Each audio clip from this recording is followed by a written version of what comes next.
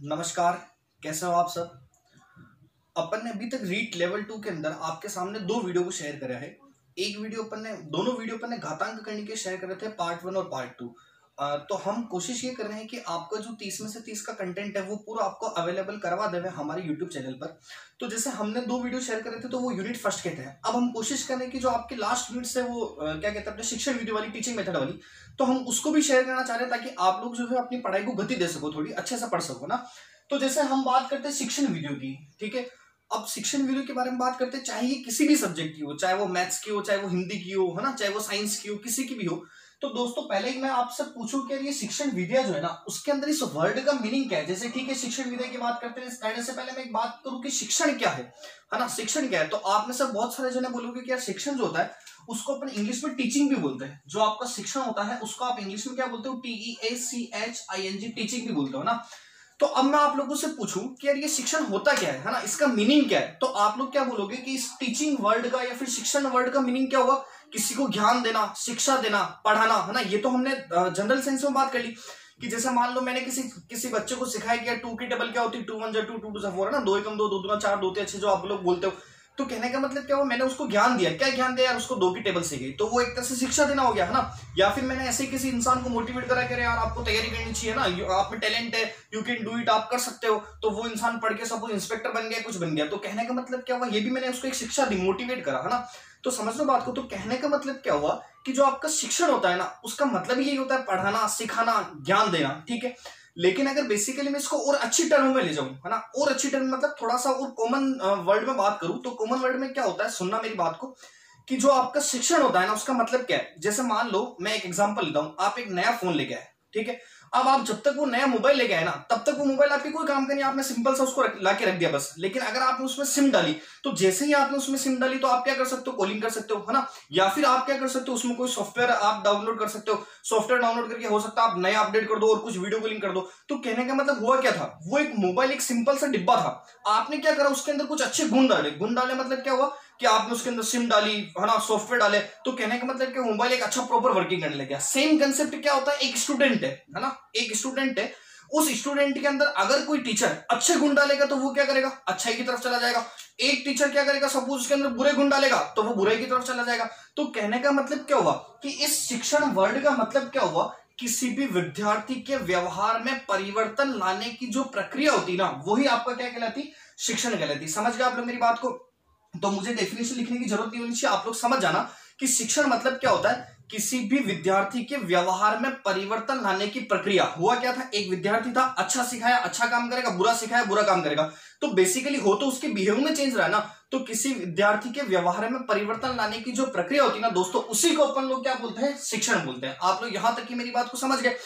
अब बात आती है कि शिक्षण विधियां क्या होती। तो जैसे मान लो शिक्षण विधियां, अगर हम बेसिकली गणित के अंदर बात करें तो शिक्षण विधियां जो होती है वो हमारी 3 प्रकार की होती है। अपन डिटेल में पढ़ेंगे, जब आगमन निगमन उसको पढ़ेंगे उस टाइम उसको भी पढ़ेंगे। लेकिन बेसिकली शिक्षण विधियां दोस्तों 3 प्रकार की होती है। एक क्या होता है, आप उसको कथन से बताओ, एक उसको प्रदर्शन करके बताओ, और एक उसको क्रियात्मक तरीके से बताओ। कथन मतलब एक नॉर्मल सा कोई क्वेश्चन दे दिया, उसको डायरेक्ट सूत्र लगा के सोल्व करवा दिया। एक प्रदर्शन मतलब उसको बिल्कुल वेरीफाई कराया, है ना। और एक और होता है आपको क्रियात्मक मतलब बिल्कुल प्रैक्टिकल करके उस क्वेश्चन को सोल्व कराया।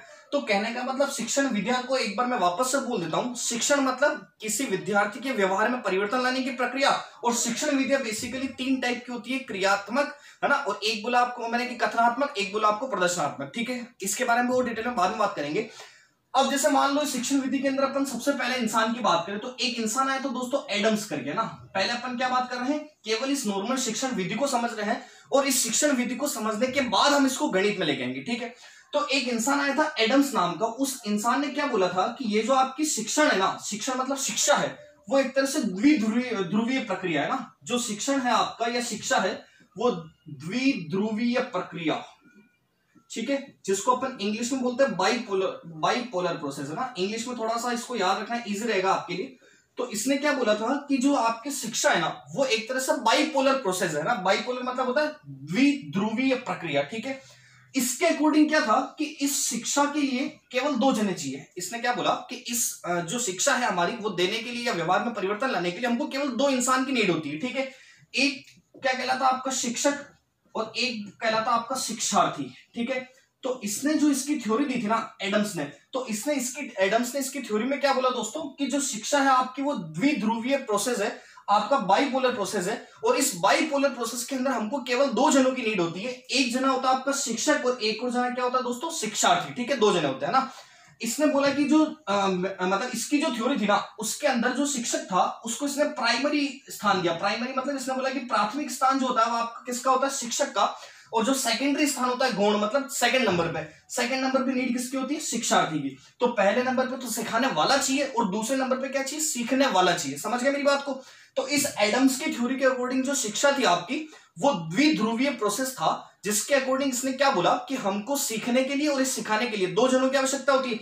तो प्राइमरी सोर्स इसने बोला सिखाने वाले को, तो जो सिखाने वाला होगा वो शिक्षक होगा और जो सीखने वाला होगा वो क्या होगा दोस्तों, शिक्षार्थी होगा, एडम्स की थ्योरी के अकॉर्डिंग। ठीक है, लेकिन बाद में क्या हुआ, एक इंसान आया था, उसने इसकी थ्योरी को नकार दिया। उसने क्या बोला कि यार आप गलत बोल रहे हो ना। क्यों गलत बोल रहे हो, कि जैसे मान लो कि शिक्षक और शिक्षार्थी आपने दो जने बिठा भी दिए। अब जैसे दो जने बैठे हुए तो रोज दो जने बैठ के क्या करते हैं, एक दूसरे को चुटकुले तो सुना नहीं सकते ना, है ना। तो उनको कोई ना कोई ऐसा टॉपिक तो चाहिए ना जिसके बारे में वो बात करे। ठीक है, जैसे सपोज मेरे पास कोई स्टूडेंट आया, अब वो मेरे पास आके बैठ गया, अब मैंने उससे एक दिन बात कर ली, 2 दिन बात कर ली, 3 दिन बात कर ली, चौथे दिन बात क्या करूंगा, है ना। बात करने के लिए कोई ना कोई टॉपिक चाहिए होगा, कोई ना कोई उसको पढ़ाने के लिए चीज चाहिए होगी, मेटेरियल चाहिए होगा। तो कहने का मतलब क्या हुआ कि उसके बाद में एक इंसान आया था जॉन डेवी करके ना, एक इंसान आया था जॉन डेवी। इसने क्या बोला कि जो आपकी शिक्षा है वो त्रिध्रुवीय प्रोसेस है ना, त्रिध्रुवीय प्रक्रिया। ठीक है, इसको अपन बोलते हैं ट्राइपोलर। ठीक है, ट्राइपोलर प्रोसेस। ठीक है, अब इसके अकॉर्डिंग क्या था दोस्तों कि ये जो त्रिध्रुवीय प्रक्रिया है ना, तो इसने क्या बोला कि जो आपके पास में एडम्स कहता था दो जने, वो तो ठीक है कि एक शिक्षक चाहिए मतलब सिखाने वाला चाहिए, बिल्कुल सही है।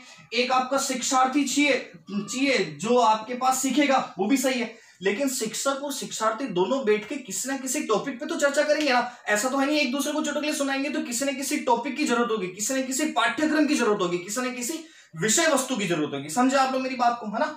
तो इसने क्या बोला कि त्रिध्रुवीय प्रक्रिया होगी जिसके अंदर हमको 3 जने चाहिएंगे, एक शिक्षक चाहिएगा दोस्तों, एक शिक्षार्थी चाहिएगा और एक आपको विषय वस्तु चाहिएगी। विषय वस्तु मतलब मैंने आपको बोला कि कोई ना कोई टॉपिक तो ऐसा होना चाहिए ना, कोई ना कोई कंटेंट ऐसा होना चाहिए जो वो उसको सिखाए या उसके बारे में बात करे। समझे आप लोग मेरी बात को। तो ये बिल्कुल बेसिक सी बात करी थी अपन ने इस शिक्षण के बारे में ना, शिक्षण वीडियो के बारे में, नॉर्मल सा शिक्षण के बारे में। ठीक है, तो एक बार वापस से रिवाइज करवा लेता हूं मैं, आपको ध्यान देना चीज पे कि जो शिक्षण था वो क्या था, किसी भी विद्यार्थी के व्यवहार में परिवर्तन लाने की जो प्रक्रिया थी ना, वही आपका क्या कहलाता दोस्तों, शिक्षण। ठीक है, उसके बाद हमने देखा कि 2 जने आए थे हमारे पास, एक तो एडम्स आया था, एक और कौन सा आया था हमारे पास, जॉन डेवी। एडम्स ने क्या बोला था दोस्तों कि ये बाइपोलर प्रोसेस होता है। ठीक है, जिसके अंदर शिक्षक और शिक्षार्थी होता है। प्राइमरी जो सोर्स है मतलब प्राइमरी स्थान है वो किसका, शिक्षक का, सिखाने वाले का। ठीक है, और सेकेंडरी किसका, सीखने वाले का। ठीक है, उसके बाद एक जॉन डेवी आया तो उसने क्या बोला, नहीं भैया ऐसा नहीं काम चलता, हमको उसके साथ में सिलेबस भी चाहिएगा, कुछ ना कुछ कंटेंट चाहिएगा। तो उसने आगे एक नई थ्योरी दे दी। उसने नई थ्योरी में क्या बोला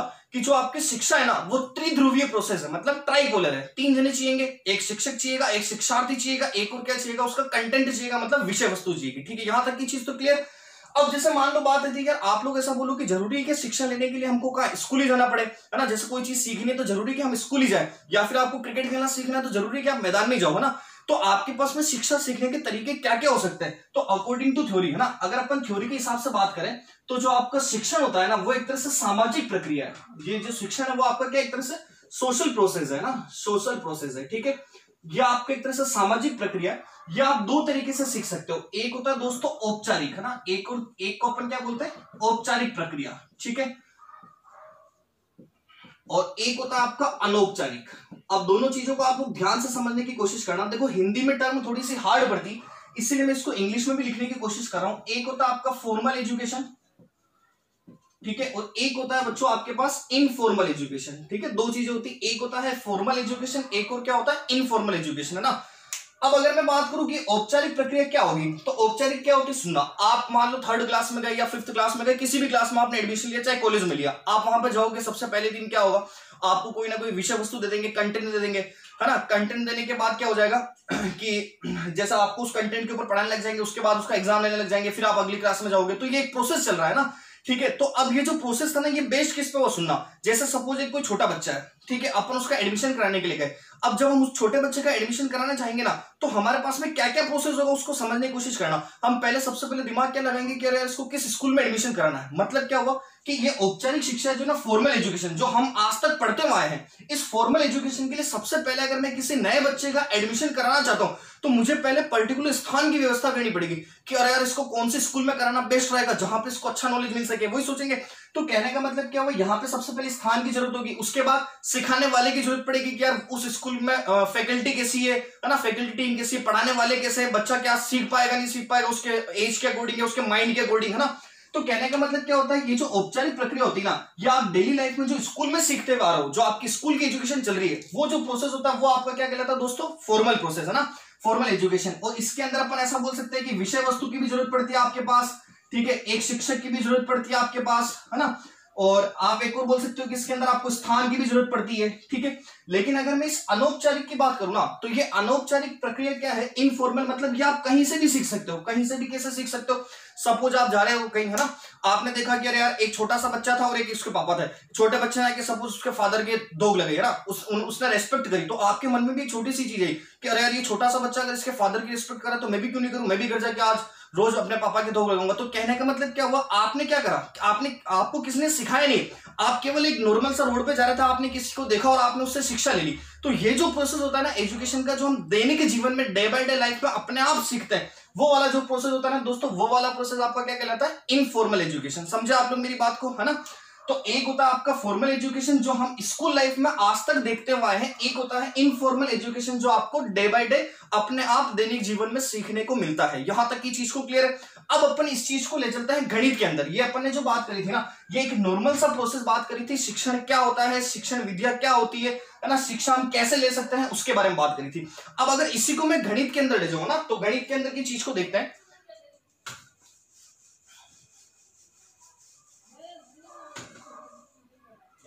अगर मैं इसी चीज को गणित के अंदर ले जाऊं तो देखो दोस्तों, ये जो गणित है ना, ये गणित वर्ड कहां से आया। सबसे पहली चीज क्या होता है, किसी भी चीज को समझने से पहले उस वर्ड का मीनिंग पता होना चाहिए ना।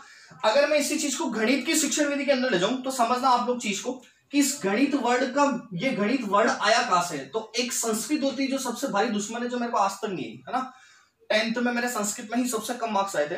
तो गणित की बात कर रहा हूं कि ये किससे मिलके बना हुआ, आपको गणित के अंदर गणित जो वर्ड है वो किससे मिलके बना हुआ, संस्कृत वर्ड था, एक गण धातु है ना। संस्कृत के अंदर एक गण धातु होती है, जैसे पढ़ धातु होती है, आपने पढ़ा होगा, पढ़ती पढ़ता पढ़ती, सबको याद होता है, बस वही याद होता है, उसके अलावा कुछ याद नहीं होता संस्कृत में। तो एक संस्कृत के अंदर गण धातु होती है, उस गण धातु से मिलके ये वर्ड बनाया हुआ है गणित वर्ड, है ना। अब इस गणित वर्ड का मीनिंग क्या होता है, तो इस गणित वर्ड का मीनिंग क्या होता है, जहां पे गणनाओं की प्रधानता होगी। गणनाओं की प्रधानता मतलब जहां पे अपन कैलकुलेशन के बारे में बात करेंगे ना, वहां पे चीज का वर्ड का मीनिंग क्या यूज करेंगे दोस्तों, गणित। समझे आप लोग मेरी बात को, है ना। तो गणित वर्ड जो था वो संस्कृत वर्ड था, एक गण धातु, उस गण धातु से मिलकर बना हुआ गणित है। और इस गणित वर्ड का मीनिंग क्या होता है, जहां पे गणनाओं की प्रधानता होगी उस चीज के बारे में अपन क्या बोलेंगे, वो वर्ड क्या आपका गणित है ना, वो विषय कौन सा होगा आपका गणित है। समझे आप लोग यहां तक की चीज को, है ना। अब आगे देखते हैं, अगर मैं इस गणित की बात करूं तो इस गणित के अंदर इंक्लूड क्या होता है। जैसे हमारे दिमाग में क्या आएगा कि सपोज ये तो मान लिया अपन ने क्या, जहां गणनाओं की प्रधानता होगी उस विषय को अपन क्या बोल देंगे, गणित बोल देंगे। लेकिन अब गणित के अंदर आता क्या क्या है, बनती कैसे है, तो इसके अंदर बेसिकली चीजें क्या होती है समझना। एक होता है अंक, एक होता है आपका अक्षर, और एक होता है चिन्ह, है ना। क्योंकि आप लोग बचपन से मैथ्स पढ़ते हुए आए हो, गणित पढ़ते हुए आए हो, आप लोगों ने यही सीखा होगा गणित के अंदर एक तो क्या होता है अर्थमेटिक होती है ना, एक आपके एल्जिब्रा होती है, एक क्या होता है ज्योमेट्री होती है। अर्थमेटिक मतलब अंकगणित। तो जो आपकी अंकगणित होती है ना, वो सभी अंक पे डिपेंड है, डिजिट्स पे। तो आप लोग क्या बोलोगे, अंक का मतलब क्या हुआ, अंकगणित। तो अंकगणित वाला जो पोर्शन होता है गणित का, वो तो किससे मिलकर बनता दोस्तों, अंक से मिलके। खैर ये तीनों के कॉम्बिनेशन से मिलके गणित बनी हुई है। लेकिन अगर मैं इसकी पार्टीशन करूं ना, तो आप लोगों को समझाना चाह रहा हूं कि अंक जो होगा उससे मिलकर क्या बनेगी, अंक गणित, है ना। अगर मैं अक्षर की बात करूं तो अक्षर मतलब जो अपन ABCD उनकी बात करते हैं एल्जिब्रा, है ना। तो आपकी जो एल्जिब्रा होती है बीजगणित, वो किससे मिलकर बनी हुई दोस्तों, अक्षर से मिलकर बनी हुई, ठीक है। उसके बाद अगर मैं चिन्ह की बात करूं तो सिंबल होते हैं, ट्राइंगल का सिंबल, सर्वांग समता का सिंबल, सिमिलर का सिंबल, समरूपता का, है ना, परपेंडिकुलर का सिंबल। तो ये जितनी भी आपकी रेखा गणित है वो सब किससे मिलकर बनी हुई दोस्तों, चिन्हों से, ठीक है। समझे आप लोग मेरी बात को। तो एक तरह से गणित जो है वो तीन चीजों से मिलकर बनी हुई होती है, एक अंक, एक अक्षर, एक और क्या होता है चिन्ह। और इसको समझने के लिए मैंने आपको बता दिया कि अंक मतलब अंक गणित आप सभी जानते हो। उसके बाद अक्षर मतलब होता है आपका ABCD, जो अपन मान के चलते बीज गणित, वो वाली चीज। चिन्ह क्या होते हैं, जितने भी सिंबल्स होते हैं, और जितने भी सिंबल्स होते हैं वो सब आपकी ज्योमेट्री में आते हैं, और ज्योमेट्री को अपन एक और नाम से क्या बोलते हैं, रेखा गणित। समझे आप लोग यहां तक की चीज को, ठीक है। उसके बाद अपन और इसके बारे में बात करते हैं। तो ठीक है, ये तो बेसिक इंट्रोडक्शन था हमारा गणित का। अब देखो, आपको अगर मैं साइंस के अंदर ले जाऊं ना, तो आप लोगों को पता है कि ये नासा वाले या जितने भी इंसान रिसर्च कर रहे हैं, है ना, यहां से अपने चंद्रमा की दूरी बता दी कि पृथ्वी से चंद्रमा की दूरी इतनी है, अपने पृथ्वी की रेडियस बता दी, ठीक है, जो वेलोसिटी ऑफ लाइट बता दी। तो ये वेलोसिटी ऑफ लाइट और ये सब कहां से है, मैथमेटिक्स से ही तो आया ना। तो कहने का मतलब क्या हुआ, जो वैज्ञानिक प्रगति हमारी, मतलब जो विज्ञान की प्रगति ना, वो मैथमेटिक्स की प्रगति पे ही डिपेंड है। तो ध्यान रखना, विज्ञान गणित दोनों एक दूसरे के पूरक है, कॉम्प्लीमेंट्री है, दोनों एक दूसरे पे डिपेंड है, लेकिन उसमें मेन सोर्स किसका है, मैथमेटिक्स का है। अगर वैज्ञानिक प्रगति है, इसका मतलब वो गणित की भी प्रगति है। समझे आप लोग यहां तक की चीज को, ठीक है। अब देखो, अपन ने यहां तक तो थ्योरी की बात करी। अब अपन कोशिश करेंगे कि आपकी जो रीट में होता है ना, वो क्या होता है कि एक क्वेश्चन जो होगा वो किसी ना किसी की थ्योरी का बनेगा। मतलब कोई ना कोई ऐसा शिक्षाविद आएगा जो डेफिनेशन देके जाएगा, तो उस डेफिनेशन से आपकी क्वेश्चन बनता है। तो अपन डेली वीडियो में कोशिश करेंगे 2 या 3 डेफिनेशन उसको रोज करते हुए चलेंगे, ताकि आपको याद हो जाएगी। अगर इकट्ठी करेंगे तो आप सभी डेफिनेशन को लर्न नहीं कर पाओगे, ठीक है। तो आज अपन कुछ 2 या 3 डेफिनेशन को देखते हैं। देखो, सबसे पहले बात करते हैं अपन एक प्लेटो के बारे में। एक जो प्लेटो था, ये फिलोसोफर भी था, ठीक है, दर्शन शास्त्री भी था, राजनीतिज्ञ भी था, और मैथमेटिशियन भी था। बहुत भारी मैथमेटिशियन था ये, और ये सुकरात का शिष्य था, और अरस्तु इसका शिष्य था, ठीक है। ध्यान रखना, ये प्लेटो जो था ना, इस प्लेटो ने क्या करा कि अपने जीवन काल में, जब ये जिंदा था, उस काल में इसने क्या करा, एक स्कूल खोली थी, एक शिक्षण संस्थान खोला था। तो ये गणित का इतना बड़ा फैन था ना, मतलब यूं मान लो कि इसको ऐसा लगता था कि गणित इसका छोटा भाई है ना। तो गणित इसने क्या करा था, एक शिक्षण संस्थान खोला। उस शिक्षण संस्थान के बाहर जब इसने नेम प्लेट लगाई ना, तो उस नेम प्लेट में क्या लिखा इसने कि गणित से अनजान व्यक्ति अंदर प्रवेश ना करे, है ना। तो इसने क्या लिखा था कि गणित से जो अनजान व्यक्ति होंगे, ठीक है, गणित से अनजान, थोड़ा शॉर्ट में लिख देता हूं मैं, गणित से अनजान व्यक्ति अंदर प्रवेश ना करे, ठीक है। तो प्लेटो के बारे में आपको याद रखना है कि प्लेटो ने एक डेफिनेशन दी थी। क्या डेफिनेशन दी थी कि गणित से अनजान व्यक्ति अंदर प्रवेश ना करे। और बहुत सारी किताबों में आपको गणित की जगह ऐसा भी लिखा हुआ मिलेगा कि इसने ऐसा भी लिखा था कि ज्यामिति से अनजान व्यक्ति अंदर प्रवेश ना करे। तो कहने का मतलब क्या था इसका, कि इसने एक ऐसा एक चेंबर बना रखा था ऑफिस। आपके दिमाग में से फ्रेम आनी चाहिए, प्रैक्टिकल फ्रेम आएगी ना, तब जाके आप उसे जो डेफिनेशन होगी उसको लर्न कर पाओगे। और एक और पहले इसकी डेफिनेशन लिखते हैं, तो उसके बाद अपन ट्रिक बनाएंगे इसके ना। तो इसके अगर मैं एक और डेफिनेशन के बारे में बात करूं, तो इसने क्या बोला कि गणित जो है ना, वो एक मानसिक अनुशासन स्थापित करने में बहुत काम आती है, ठीक है। गणित जो है वो मानसिक अनुशासन स्थापित, शॉर्ट में लिख देता हूं। तो इसने, प्लेटो ने 2 डेफिनेशन दी थी। एक डेफिनेशन क्या दी थी दोस्तों, कि गणित से अनजान व्यक्ति अंदर प्रवेश ना करे, मतलब ज्यामिति से अनजान व्यक्ति अंदर प्रवेश ना करे। और एक और इसने बोला था कि जो गणित है, अगर आप उसको सीखोगे तो आपका मानसिक अनुशासन जो है ना, वो सही रहेगा, ठीक है। तो इसको याद रखने के लिए मैंने एक छोटी सी ट्रिक बनाई, उसको आप लोग समझने की कोशिश करना। इस प्लेटो के लिए अपन ट्रिक क्या याद रखेंगे, सुनना, कि अगर मान लो किसी को ज्यामिति नहीं आती, आप लोगों को ज्योमेट्री नहीं आती, तो आप क्या करोगे, पजल्ड हो जाओगे, है ना। अगर आपको ज्योमेट्री नहीं आती तो आप पजल्ड हो जाओगे, गणित नहीं आएगी तो आप पजल्ड हो जाओगे, और पजल्ड हो जाओगे तो इफेक्ट कहां जाएगा, दिमाग में, दिमाग का संतुलन बिगड़ेगा। तो कहने का मतलब क्या हुआ, इसने क्या बोला कि ज्यामिति से मानसिक अनुशासन बिगड़ता है, उससे दिमाग की प्लेटें खिसक जाती है। क्या याद रखोगे दोस्तों, वापस से बोल रहा हूं, सुनना। इसने 2 डेफिनेशन दी थी। एक दी थी कि ज्यामिति से अनजान व्यक्ति अंदर प्रवेश ना करे, एक बोला था कि गणित जो है वो मानसिक अनुशासन स्थापित करने की कला है, ऐसा है ना। तो आप याद क्या रखोगे कि ज्यामिति से मानसिक अनुशासन बिगड़ जाता है, जिससे दिमाग की प्लेटें खिसक जाती है। तो ज्यामिति और मानसिक अनुशासन, दिमाग की प्लेट खिसक, इसका मतलब ये वाला स्टेटमेंट किसने दिया था, प्लेटो ने दिया था। यहां तक की चीज क्लियर है ना। ये आपके पहली डेफिनेशन थी, ठीक है। उसके बाद अपन एक और डेफिनेशन के बारे में चर्चा करते हैं।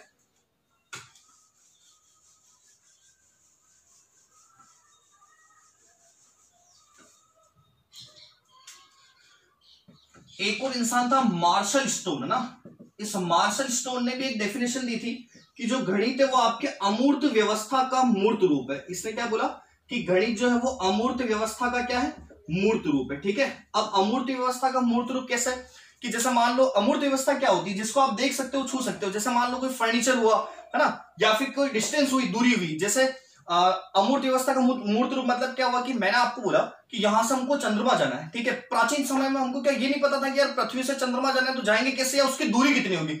तो जब मैं एक वर्ड कह रहा हूं ना कि पृथ्वी से चंद्रमा जाना है तो एक दूरी है, यह आपका अमूर्त व्यवस्था है कि पृथ्वी से चंद्रमा की दूरी कितनी है, एक अमूर्त व्यवस्था है। लेकिन जैसे ही मैंने सपोज आपको ऐसा बोला कि पृथ्वी से चंद्रमा की दूरी 1000 किलोमीटर है, तो अब ये आपके मूर्त व्यवस्था में आ गई, मतलब आपको प्रैक्टिकली पता हो गया। तो कहने का मतलब क्या हुआ कि अमूर्त व्यवस्था का जो मूर्त रूप है वो आपकी गणित है। समझ गए मेरी बात को। जहां आपको पृथ्वी से चंद्रमा के बीच की डिस्टेंस पता नहीं थी, गणित के कारण आपको पता चल गई कि सपोज एग्जांपल दे रहा हूं ना कि पृथ्वी से चंद्रमा की दूरी कितनी है, सपोज 1000 किलोमीटर। तो अब आप लोग क्या बोलोगे, इसका मतलब क्या हुआ कि जिस चीज को हमको पता नहीं था वो अमूर्त व्यवस्था थी, वो किसमें बदल गई, मूर्त रूप में। वो किसके कारण बदल गई, क्योंकि दूरी हमको किसके कारण पता चली, मैथमेटिक्स के कारण। समझ गए।